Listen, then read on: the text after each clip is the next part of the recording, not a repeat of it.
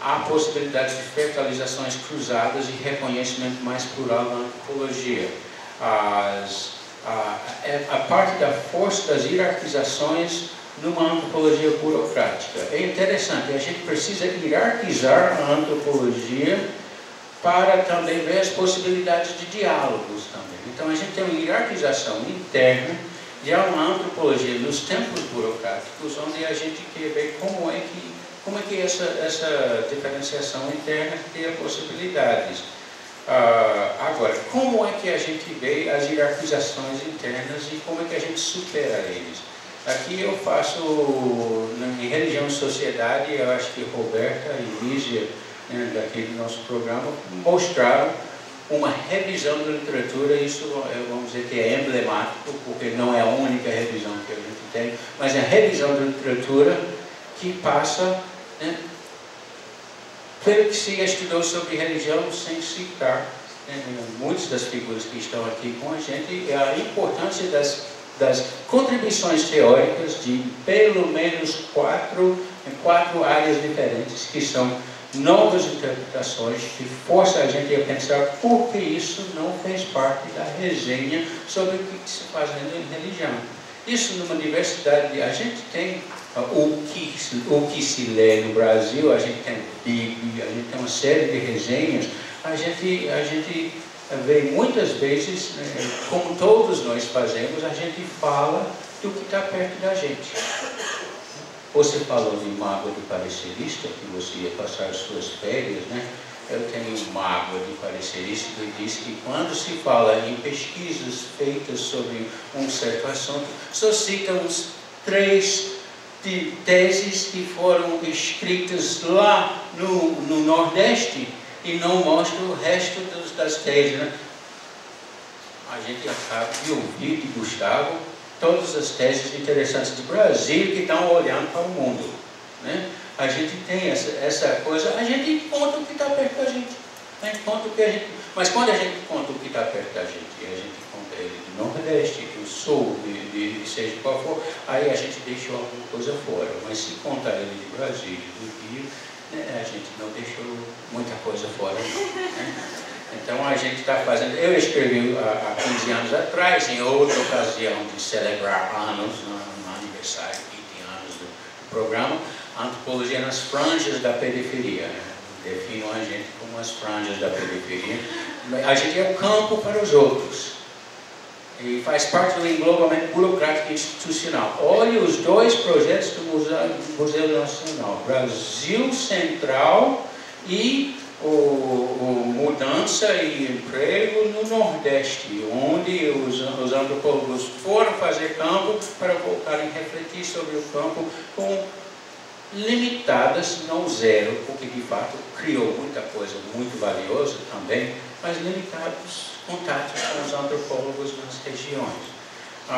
Das sociabilidades precárias e dos nós forjados em alianças internacionais que centralizam. Isso eu já falei sobre, quando eu mencionei as coisas sobre Florestan Fernandes e Gilberto Freire e Mundo Azul.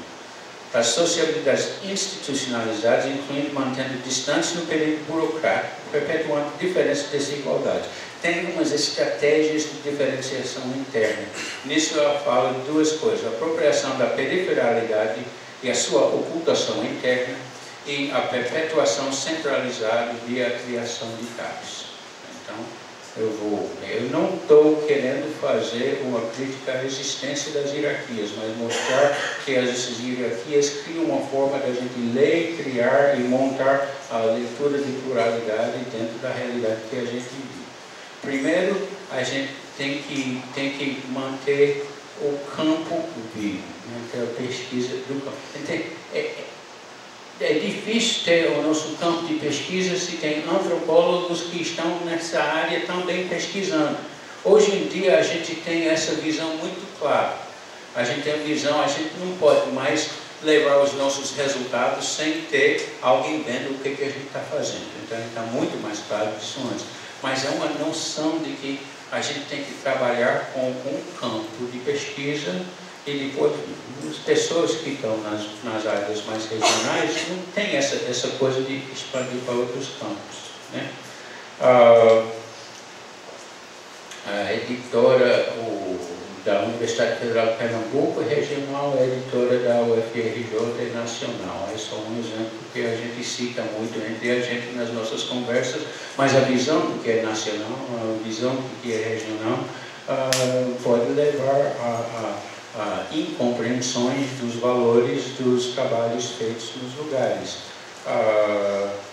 O enaltecimento da ideia da periferia é muito grande. Oliveira e Ribeiro estão usando esse enaltecimento justamente para a gente poder levar pluralidade para pedir reconhecimento fora. Aí é valioso, né? Mas aí limitando o que a gente pode dizer inteiramente. Não estou dizendo que estão escondendo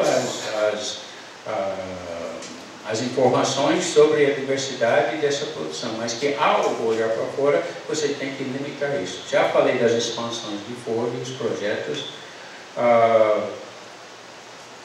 Tem um livro sobre o campo de antropologia no Brasil. Nos bastidores, né? Eu estava nos bastidores, não muito próximo, mas depois não ia haver uma parte sobre a antropologia no Norte e Nordeste. Foi uma briga enorme para poder ser incluído.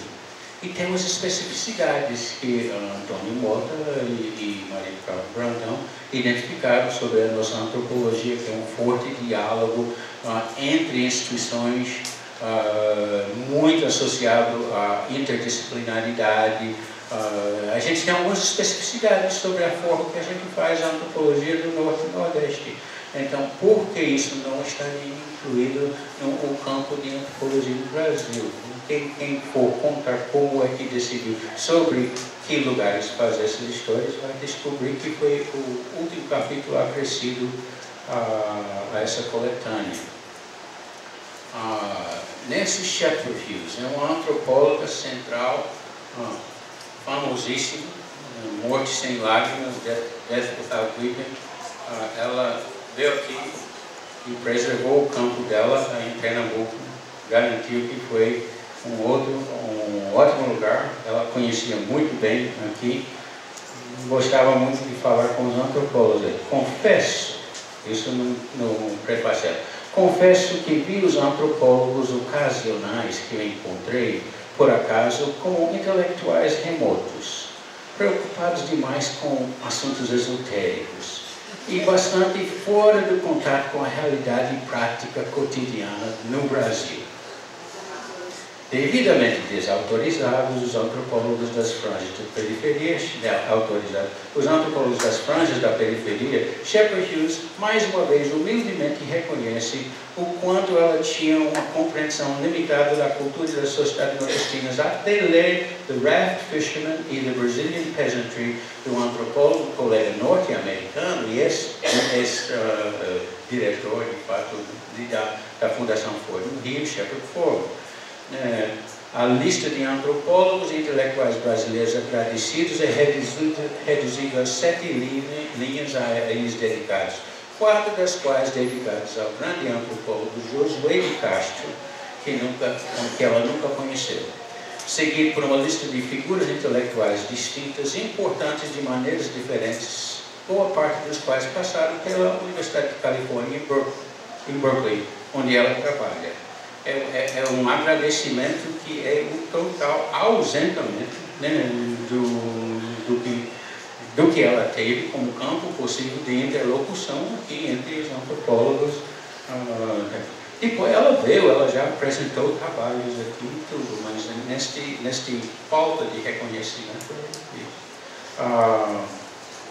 Bom, eu mencionei já Brasil do Rio para a África e já mencionei a revisão de Roberto e Luísia. E depois eu menciono umas coisas. CAPES eu acho que foi excelente para a gente, por mais que a gente sofra, e o Roberto possa dizer que isso eu vou lembrar de colocar no lápis. Isso já é nossa piada de todas as coisas que a gente faz, né? Como ele gosta de dizer, a gente vai latindo sempre, né? A ajudou a criar excelência, qualidade e estandarização, avaliação. Não sou contra o que ele está fazendo, nem consigo ser totalmente contra a ideia de hierarquizações, mas todos esses elementos que eu coloco que hierarquizam de uma forma que é nocivo para quem vai trabalhar em antropologias nas áreas periféricas. As regras de hierarquização e hegemonia sobre excelência com percentagens definidas. Eles definem quantos você pode ter em cada categoria. A antropologia fazia tempo, né, quando eu acompanhava as coisas em CAPES, quando a gente era poucos programas, né, a gente dizia, mas a gente tem um monte de programas que são todos bons. Não, você só pode ter X% com sede, X% com 6. Você tem que seguir, né, a curva de acordo com a estatística que a estatística manda. Então, a gente não poderia imaginar que éramos todos bons. A gente tinha muita boa vontade das outras instituições, até saber que tinha que cair nessa curva, onde tinha que ter alguns que estavam no lado descendente da curva, né?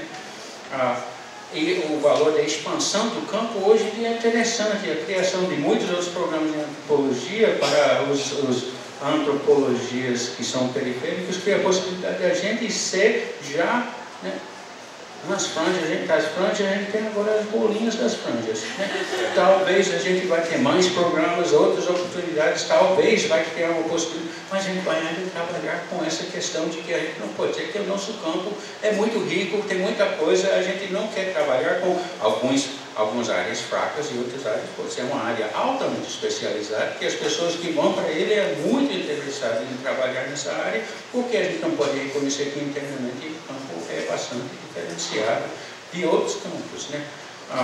Esse já falei, as revistas, como que a gente reconhece e mostra as revistas, tem umas regras, a gente teve um cuidado enorme. Isso envolve pessoas de todas as regiões que decidiram os critérios no documento da área para as nossas revistas, e tem que ter uma certa quantidade de autores do estrangeiro, no máximo de autores só da própria instituição.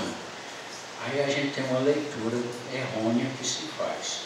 É isso bem interessante.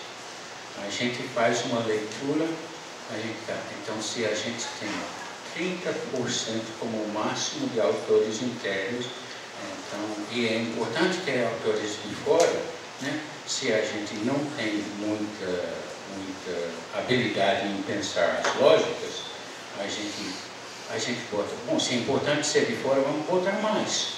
Vamos botar 90% de fora, 10% interno. Quantas pessoas publicando nas revistas você tem, quando você está olhando para a internacionalização e não está olhando para a porcentagem necessária para mostrar que você teve gente que publicou nas revistas, quando é uma média de 30% de dentro para ser dentro de uma certa categoria, então tem que tentar conseguir isso, né? Porque isso garante que você tem as pessoas da sua própria instituição publicando ou de outras instituições semelhantes. Mas é um joguinho, é muito importante entender e trabalhar. Porque se você pensa que ser internacional é importante, é só depois que você chega no 5. Porque até chegar no 5, você não precisa nem prestar muita atenção ao que está acontecendo com as pessoas que botaram assim uma introdução, como se fosse um artigo, né, um prefácio, como se fosse um artigo, né? Então você consegue uma média que é adequada e depois você julga se é um programa internacional ou não, o que é uma forma que a gente precisa olhar seriamente como refazer nas avaliações de CAPES. Mas esses mantêm hierarquias internas. São alguns processos que estão sempre em aperfeiçoamento, estão muitas vezes ajudando. A gente também, a última coisa sobre essa parte dessas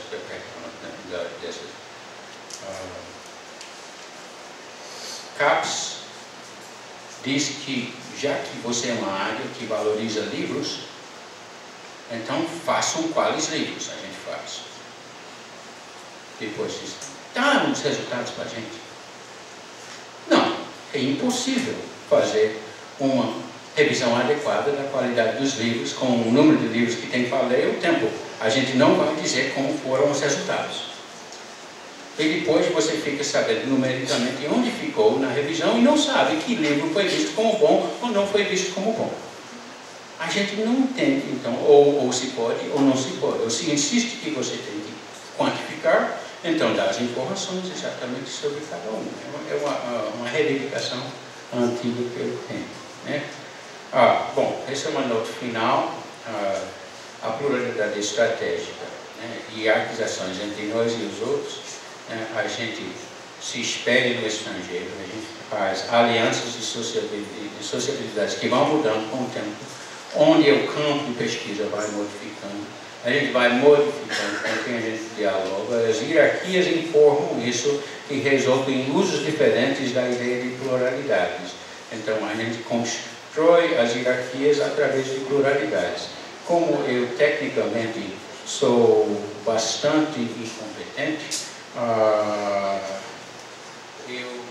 eu não soube passar para o PowerPoint 2 gráficos aqui que eu faço, que são tentativas iniciais. Eu vou fechar com esses.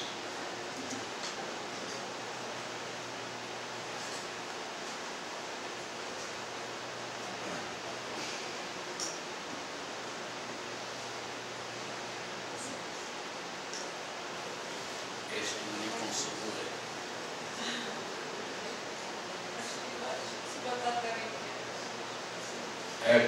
Pluralidades operacionais e contextos hierarquizados.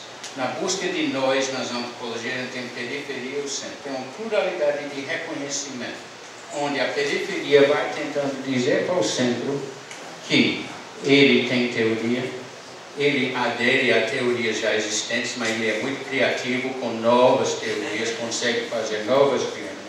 Ele é muito contemporâneo, ele não é antigo, né? Ele tem bastante participação e sociabilidade, vai para os lugares, está presente em todos os lugares. Então, ele particulariza o englobante. Quando digo isso, as antropologias centrais que querem dizer que eles cabem dentro das coisas, a gente cabe dentro das coisas que eles querem. Não, vamos particularizar eles, né? Mas tem uma pluralidade de englobamento, que é, esses lugares têm muitos campos de pesquisa para a gente trabalhar. A gente vai incluir eles na nossa história, isso faz parte da nossa história. Quer dizer, a gente ainda tem muita coisa que vem do olhar evolucionista. Vamos expandir, vamos para a África, vamos para outros lugares, vamos estar ampliando para estar vendo novos lugares, porque a nossa pluralidade está sob controle. É rico, é temático, é múltiplo, mas a gente já está olhando mais além, porque a gente já cresceu, né? E você faz essas desautorizações, como as desautorizações que eu falei, que Nancy Shepherd fez dos antropólogos, dos lugares onde faz campo. Agora a gente tem uma pluralidade de aliança.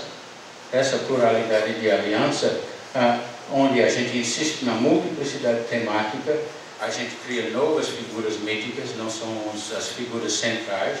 A gente tem uma institucionalização mostrando que a gente chegou num período burocrático, a gente está organizado, a gente está sistematizado, institucionalizado, e a gente tem campos que são próprios e que são híbridos, onde a gente está realmente comunicando entre nós. Então, quando a gente vai trabalhando uma pluralidade, que é essa pluralidade de aliança entre periferias, a gente cria um rico diálogo para poder fazer uma pluralidade de reconhecimento, ser mais eficiente e para combater a ideia de uma pluralidade de englobamento que faz com que a gente cabe na história dos outros. Então, eu tenho essas mesmas ideias colocando dentro das hierarquias, dizendo a maneira que ocorre.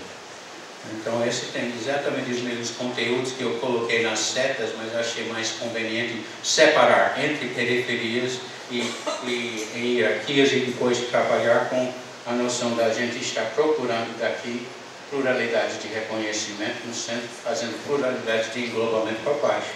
Essa pluralidade de englobamento pode ser de uma antropologia internacional para um nacional, ou de um nacional para uma periférica, ou uma periferia para as franjas, e as pluralidades de aliança pode ser por aí. Eu disse no início que é um esboço, são ideias que são coisas que às vezes, né, dão para criar úlceras, quando a gente pensa sobre como é que a gente se organiza, o que a gente pode fazer.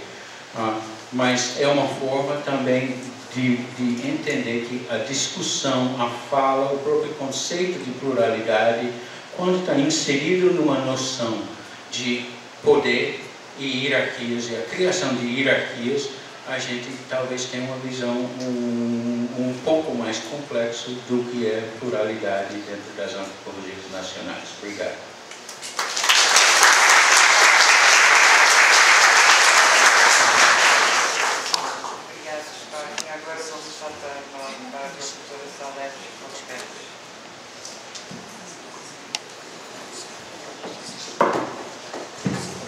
Muito obrigada. É um grande prazer estar participando desta mesa, aqui com os colegas da casa, e também com o Gustavo, com quem também já participei de atividades da Universidade Federal da Paraíba, na cidade de Campina Grande. Também gostaria de dizer, não se preocupem, enquanto falava comecei a cortar, né? Porque não cortar, porque no final, aonde é que vai vir o corte do tempo, né? Por uma dimensão de gênero, a gente precisa ter que prestar atenção aqui. Brincadeira. Mas eu queria exatamente, antes, né, toda a apresentação, discussão aqui, né, para colocar um pouco de água na fervura, não é? Colocar aqui as minhas ligações institucionais. Eu quero dizer que durante a minha graduação eu fiquei um tempo na Universidade de Brasília, quer dizer, no Departamento de Antropologia da Universidade de Brasília. Aqui nesta universidade fui entrevistada por Roberto Cardoso de Oliveira como uma fase para a seleção do Museu Nacional. No Museu Nacional eu fui orientada pelo professor Roberto da Mata, e também depois no doutorado eu fui para a Universidade de Manchester, não é? O grande centro de produção antropológica, não é? Do Império, um departamento que foi teve origem com a cisão do departamento, uma parte do departamento de antropologia, por aqueles profissionais, entre os quais Peter Wosley, que foi originalmente meu orientador, porque as questões de outros espaços, de outros países que não aqueles da África, usualmente trabalhados pela antropologia de Manchester, parecia não se incluir entre os objetos dos antropólogos.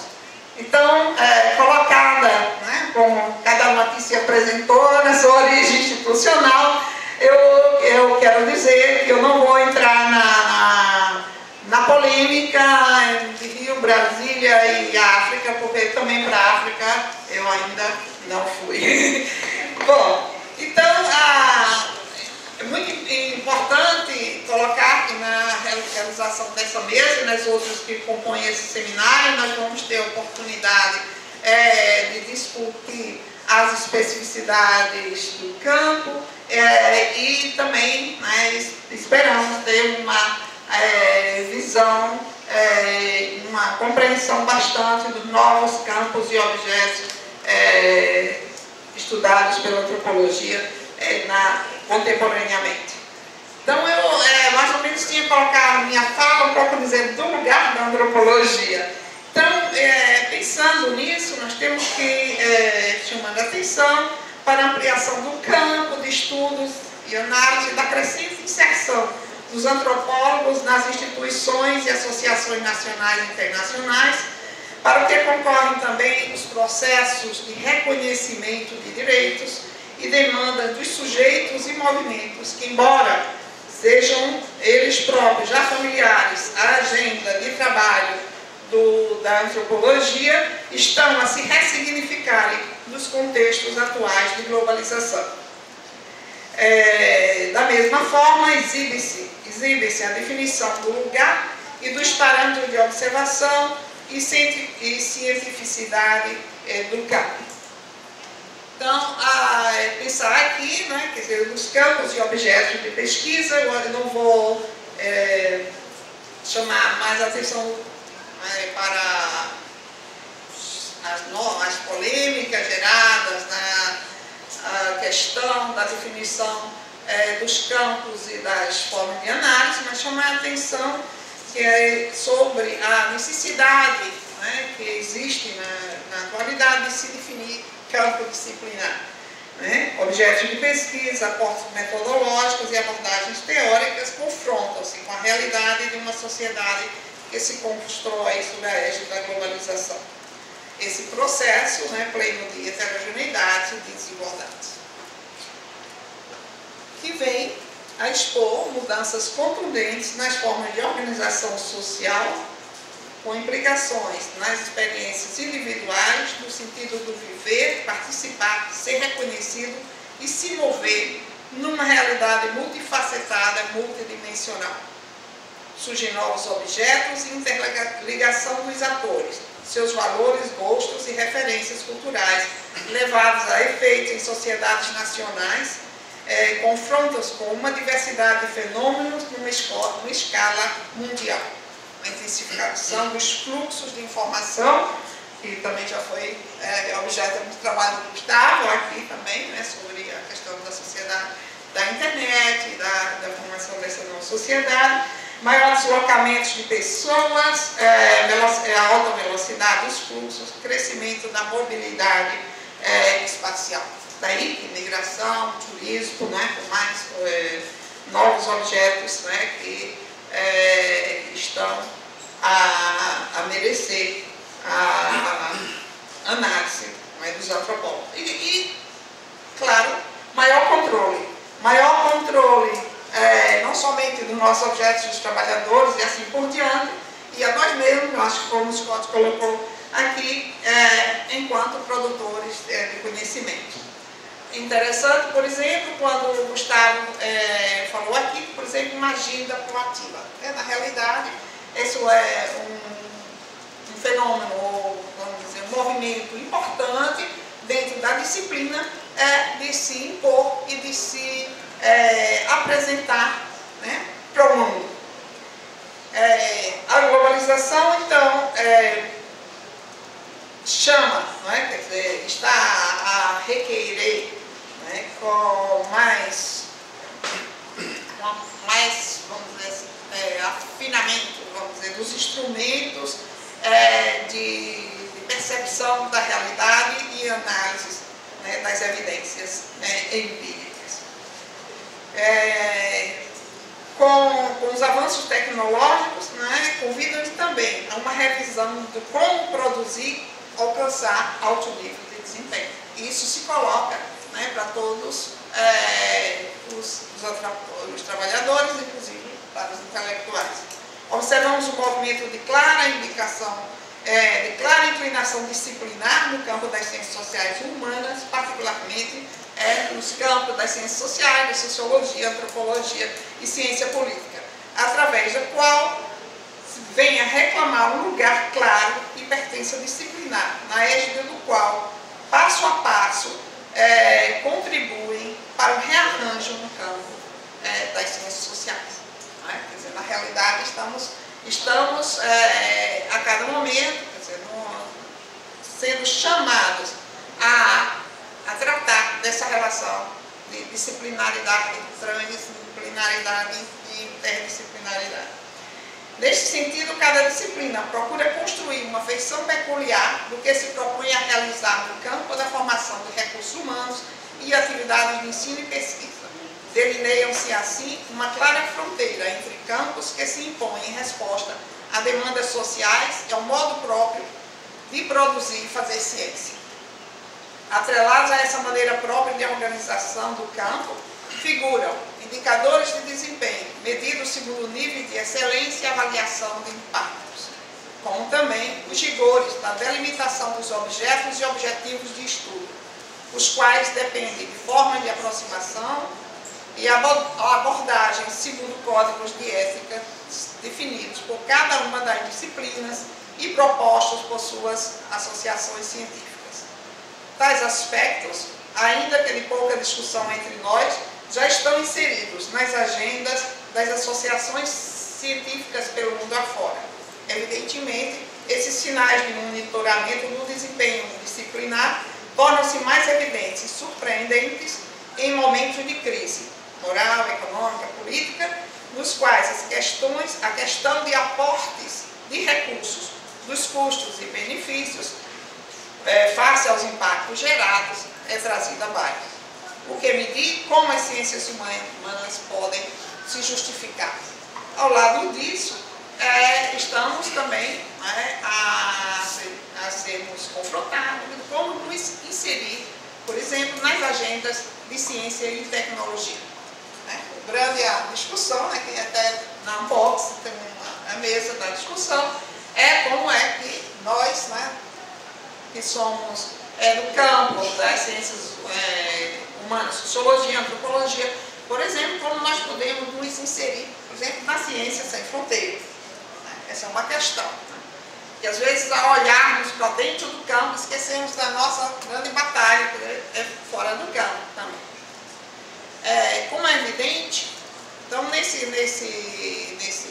nessa questão, como é evidente, a globalização contribuiu para uma mudança radical nas formas de organização da sociedade. Não há mais como nos eximirmos de compreender essa sua realidade. Algo que se definiria por parâmetros nacionais de desempenho e da competência em todos os campos da atividade e dos programas de ensino e pesquisa por extensão, o global e o local estão em sintonia.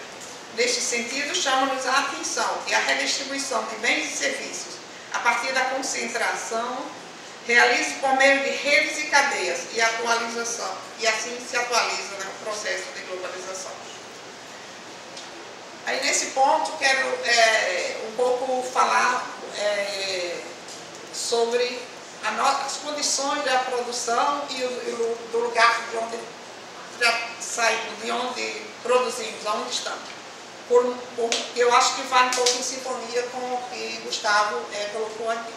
Por muitos anos, olhávamos para o norte, a Europa e Estados Unidos, como os centros de produção e do saber. Criticávamos a presunção e o poder desses centros, instituições e campos disciplinares, cujos hábitos eram valorados e reproduzidos como modelos para o mundo. Na atualidade, esse panorama mudou. Os espectros são outros, talvez tão ou mais assustadores, já que estamos todos envolvidos num campo mais amplo de disputas, para o qual, quase sempre, segundo os parâmetros externos, não estamos plenamente qualificados. No entanto, nós não estamos isolados nessa nova situação. A nos acompanhar, temos outros competidores, dos países do norte e vários emergentes, de primeira ou segunda hora, que se insinuam para nos tomar por parceiros, ou a outros se associam para ampliar a margem de competência, estimulando a competitividade dos seus centros, ou da situação que os separam de nós e de outros mais.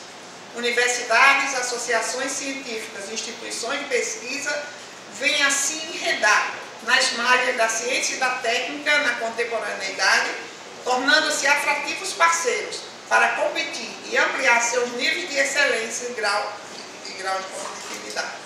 É assim, pois, que no momento atual, as instituições do Norte e muitas do Sul se associam sob diferentes enunciados, umas para mostrar, ou pelo menos tentar não perder a áurea da competência e excelência, ou ainda o seu lugar na promoção social, ou atestar sua responsabilidade social, enquanto outros encontram o espaço gerado, um ponto, um nó, numa rede, que deverá lhe ceder um certificado de membro ou de cidadão global. Sendo assim, há que estarmos atentos a esses processos, nem sempre tão virtuosos. O novo campo exige uma permanente vigília, para não perdermos o rumo da história ou da própria essência do campo disciplinar. Estamos talvez mais vulneráveis, embora nos fortaleça a certeza de que é talvez no nosso espaço, nesse nosso espaço, que podemos contribuir para exercitar e ampliar os significados e apelos dos desgarrados ou incluídos, de forma que são desgarrados e incluídos, que estão cada vez em condições mais precárias. A reflexividade, então, posso para um ponto, eu um pouco fiquei cortando alguma coisa da minha apresentação, mas eu vou falar para o último ponto, que é uma questão que se apresenta cada vez mais, a reflexividade. E aqui depois coloca pós-modernidade, pós-colonialismo, tudo isso, não é? Como isso, como novas questões que estão, né, que se apresentam para o campo. A reflexividade tornou-se uma palavra e uma prática comum às ciências sociais do nosso tempo. Ao falar na etnografia como um processo entendível através de novas relações entre o pesquisador com o outro e as daquelas entre a observação e a escrita, Gassarian nos convida a refletir como a escrita etnográfica é dependente da experiência da pesquisa, ela própria, não sem razão de quem a escreve. No exercício duplamente reflexivo, enquanto pesquisadores, é necessário voltarmos ao texto para compreender, refletir, principalmente planejar uma posterior revisão de objetivos e projetos.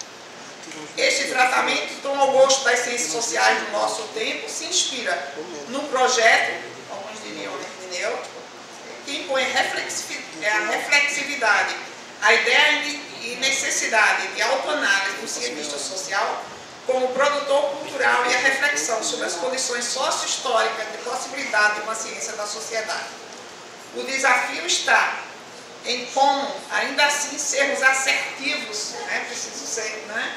O bastante para recortar problemas e objetos de estudo cuja análise e resultados gerem impactos sociais significativos. Evidentemente que, ao nos aproximarmos de noções e categorias próprias do nosso tempo, do nosso campo, estamos a realizar contribuições que mudam, né? Esperamos, para melhor o cotidiano de muitos. Mas isso não é suficiente. Segundo os novos parâmetros da competição global, é necessário ter claro quais resultados e impactos são esperados, como, por exemplo, exigem as nossas agências financiadoras e que estão a requerer uma matriz lógica, sem a qual os financiamentos e atividades propostas não serão efetuados. Então, tinha colocado uma parte aqui sobre qualidades e indicadores de desempenho, mas eu quero fechar com essa parte para dar tempo para a discussão. Verificamos o persistente crescimento dos cursos e a necessidade de realização de um recorte ou eleição de parâmetros sobre o que definir como de excelência nesse campo. Reconhecemos que ao longo do processo de avaliação trienal da CAPES, construímos um fórum permanente de debate sobre o que estamos realizando, o que somos, qual é a nossa expectativa sobre as nossas realizações. Questões essas que são elencadas por muitas das nossas associações científicas como a nossa missão. E aqui com isso eu encerro para poder a gente ter um debate.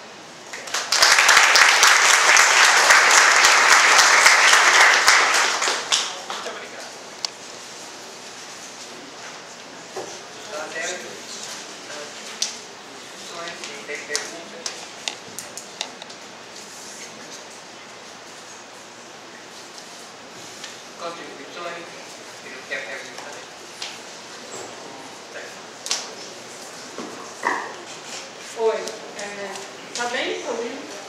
Bom, na verdade, eu fiquei bastante instigada com esse debate sobre fronteiras, pluralidades, periferias e centros, né? E fiquei aqui me perguntando, assim, das várias possibilidades de desenhar esses termos, por um lado, pensando hierarquias nacionais, né, essa ideia de centro e periferia ao falar da antropologia. Por outro, pensando nas hierarquias institucionais, e aí olhando para dentro da realidade brasileira, poderia ser qualquer outra, mas aí sai das fronteiras entre nações e entre os chamados polos da antropologia central e periférica, mas pensando as instituições que o Pelri referiu-se, assim, a UNB, Museu Nacional, Parará. Então, a gente pode supor aí uma reprodução de uma certa relação centro-periferia ao pensar nas relações interinstitucionais, né?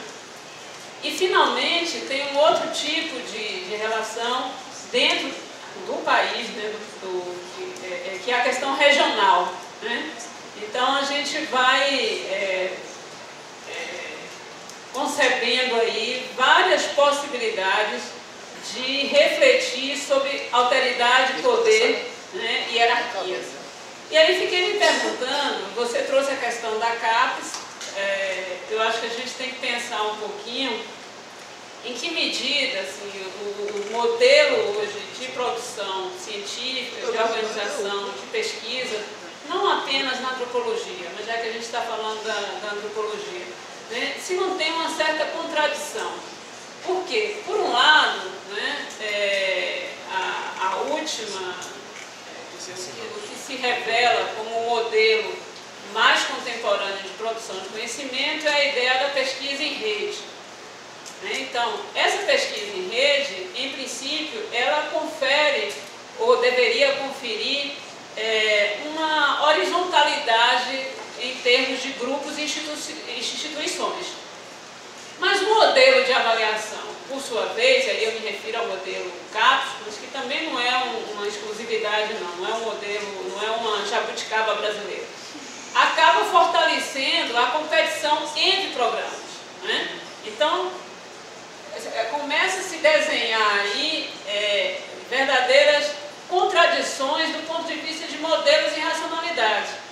Porque cada programa, e até os indicadores de avaliação são contraditórios. Um dos indicadores extremamente valorizados para um programa ser 6 ou 7 é que, por exemplo, internacionalização é um deles. Solidariedade, é interessantíssimo esse indicador de solidariedade, que é quando um programa considerado forte, né, apoia um programa considerado mais fraco ou em expansão.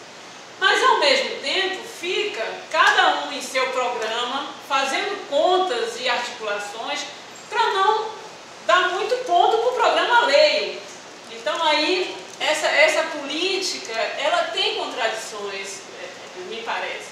Porque quando a gente pensa na ideia de romper um pouco com essas fronteiras institucionais e mesmo disciplinares, aí você caminha para a ideia das redes, isso não se encaixa completamente nesse modelo de avaliação. Então, eu acho que a gente tem assim, uma série de termos postos na agenda hoje, né, da produção da pesquisa, com poucas especificidades nesse caso para as ciências sociais ou para a antropologia. Tem algumas coisas que são comuns a todos, que não me parece muito fácil de equacionar, porque se fala em internacionalização, aí se fala nessa perspectiva da pesquisa em rede, mas ao mesmo tempo tem uma série de elementos que continuam favorecendo a competição mais predatória. Não sei, eu queria só jogar isso aí.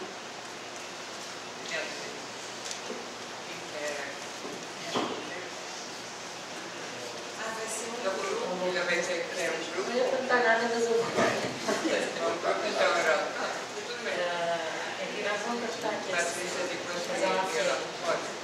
Só uma questão de fronteiras a ser colocada também, talvez para nós da antropologia e historicamente, quando nós, eu acho que nós somos uma rede, não vejo tanta essa disputa de programas, pelo menos é a minha visão. mas eu acho que nós somos, de alguma maneira, muito isolados de uma relação mais, talvez até vertical, em relação ao ensino base. É uma pergunta que eu coloco. Porque essa distância que nós temos em relação a um projeto, eu diria assim, mais difuso em termos de ensino. Por que não estamos discutindo mais a nossa presença no ensino fundamental, que nem diz o Gustavo? Eu sei que a ABA tem se preocupado muito, tem um comitê de ensino, tem uma discussão sobre ensino em escolas indígenas, quilombolas, mas ainda estamos muito tímidos, talvez, nesta... Por que essa fronteira? Quando é que será que ela se deu? Por que ficamos num nível tão de graduação e pós-graduação? E temos dificuldade de sair disso. Não sei, não é a minha área, é só uma pergunta. A gente vai fazer a palavra. É uma mesa. Bom, primeiro agradecer a diversidade das palestras, que foram mais que palestras, foram quase conferências aqui. E fazer uma provocação, né? Porque eu acho que há um diálogo, então eu vou incrementar esse diálogo aqui, principalmente o que o Gustavo e o Mr. Perry disse. E a provocação é para o Gustavo falar um pouco sobre as relações hierárquicas internas e para o Perry falar um pouco sobre essas relações hierárquicas no campo da antropologia externas, ou seja, inverterem as falas. Só tem isso. Só recomeçar. Vai ter que vir aqui, senta aqui. Eu queria colocar uma questão, porque eu sinto que nós estamos hoje o dia todo falando dos antropólogos. Eu acho que essa não é uma questão só dos antropólogos, é uma questão dos cientistas sociais como um todo, sociólogos, cientistas políticos, e uma questão bem mais ampla, que é uma questão também de competição,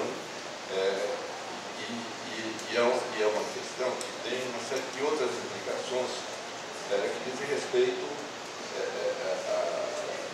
à questão regional, não só a maneira de fazer antropologia, mas também a maneira de gerir os programas, as dificuldades que se tem na periferia para gerir esses programas, as dificuldades que se tem. Eu vou colocar um exemplo, que eu fui ao Museu Nacional. Eu sei que até hoje o pessoal do FRJ critica o pessoal do Museu Nacional porque não dá aula na graduação. Eu não estou querendo diminuir o Museu Nacional, pelo contrário, eu acho que eles têm um mérito extraordinário. Mas eles têm políticas para não cair numa atividade de trabalho excessiva que prejudique a sua própria produção. É claro que isso também se faz em outros programas, e também há toda uma infraestrutura, por exemplo, que eu observava quando eu fazia o doutorado no Museu Nacional, observava a estrutura de UBERJ, porque eu também fazia o doutorado no UBERJ. E havia toda uma infraestrutura que livrava os professores, até os coordenadores, etc., de uma série de tarefas que vocês não imaginam o que por exemplo, em Belém do Pará. Tem que dar aula na graduação, tem que coordenar o programa, tem que fazer relatório, não ter infraestrutura, etc. Essas coisas todas são complicadas. Agora, eu acho que a gente teria que colocar também essa nossa discussão no âmbito mais amplo e mais vasto, porque toda essa questão envolve uma questão básica, que é uma questão também de competição por recursos. Então, quem já participou desses comitês acadêmicos, MPQ, CAC, etc., sabe que às vezes é preciso ter um cuidado quando se vai levar, por exemplo, um conceito de um determinado programa para o comitê da CAPES, porque tem o pessoal da física, tem o pessoal do setor, etc., que começa a contestar. Por que vocês deram um conceito tal para o programa tal? O que é que a revista não? Enfim, eu acho que a gente tem que levar em conta esses aspectos todos. Claro, nós estamos discutindo um movimento de antropólogos, mas a gente tem também que ver uma questão que é muito mais geral, que talvez a gente ainda não tenha conseguido colocar aqui. Agora, só uma pequena observação do Gustavo, quando falasse da questão do colonialismo e do pós-colonialismo. A questão histórica é bem mais complexa, Gustavo, porque quando o Dom João VI chegou aqui, o Brasil não era um país só, não era uma colônia só. O Brasil era uma colônia na capital do Rio de Janeiro, mas havia também, tradicionalmente, o Estado do Grão, Pará e Maranhão, que depois virou o Estado do Grão, Pará e Rio Negro, com capital em Belém. Então, Belém e Rio de Janeiro se comunicavam diretamente com Portugal. O Dom João VI uniu tudo. Quer dizer, eu estou simplificando muito porque houve muitas outras divisões. Tá? Uniu tudo. E, a partir daí, o Brasil virou uma só colônia de Portugal. Mas essa questão é muito mais complexa, porque depois da independência, o que é que aconteceu? Houve várias revoltas, por exemplo, no Rio Grande do Sul, no Pará, no Nordeste, etc. Até essa coisa se acomodar